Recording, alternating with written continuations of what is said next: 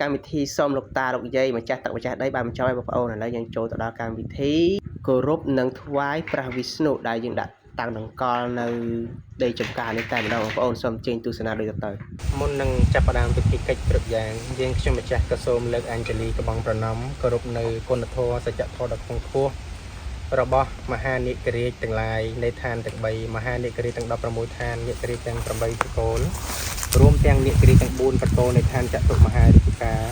រួមទាំងអំបូរនិករាជគ្រប់ព្រះអង្គនៅក្នុងគ្រប់និកាយលទ្ធិសាសនាជាពិសេសក៏សូមគិរិវៈរំលឹកគុណចំពោះសេសនិករាជអនន្តនិករាជរួមទាំងវាសុគីនិករាជរួមទាំងនិករាជជ័យសន្ធុនិករាជ